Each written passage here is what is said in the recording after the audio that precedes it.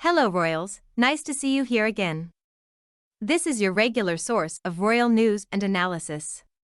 But before we start, please subscribe to my channel and click the bell icon to receive the earliest notification. Revealed: how King Charles profits from the assets of dead citizens and uses them as free money to do up his estates.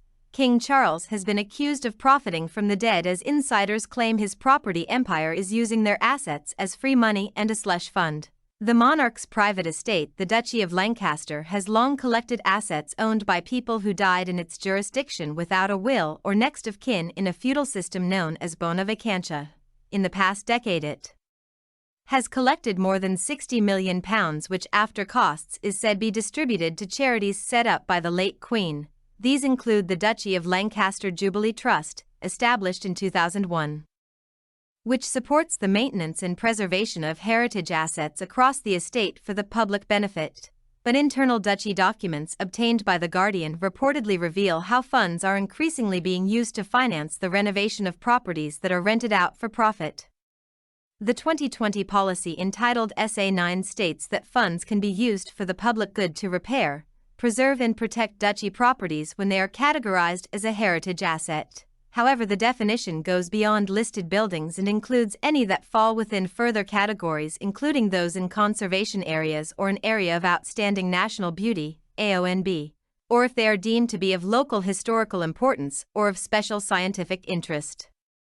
A Guardian analysis suggests the 2020 policy gave the duchy license to spend bona vacantia on as much as half of its massive property portfolio. Three sources familiar with the duchy's expenditure confirmed to The Guardian that the estate was using revenues collected from the dead to refurbish its massive property portfolio. One said that duchy insiders treated the bona vacantia funds as free money and a slush fund. Properties identified as eligible for funding include townhouses, holiday lets, rural cottages, an old petrol station and barns, including one used to facilitate partridge shoots in Yorkshire. One document refers to the renovation of an old farmhouse to help transform it into a high-end residential let, while another project saw a farm building converted into commercial offices.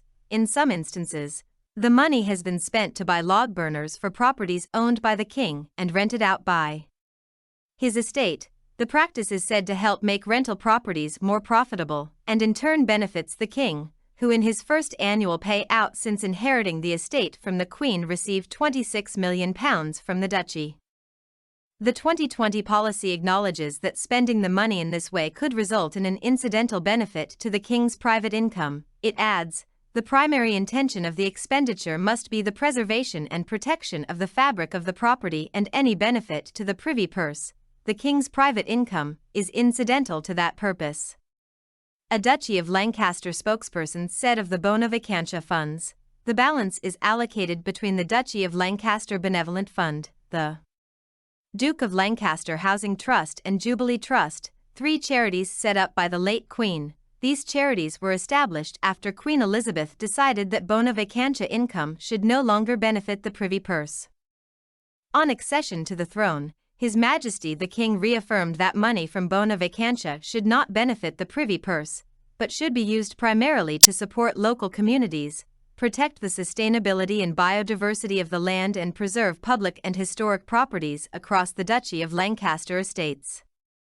This includes the restoration and repair of qualifying buildings in order to protect and preserve them for future generations.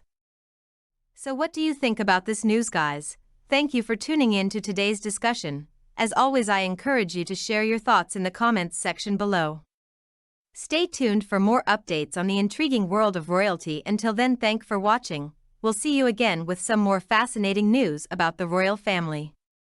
Thank you.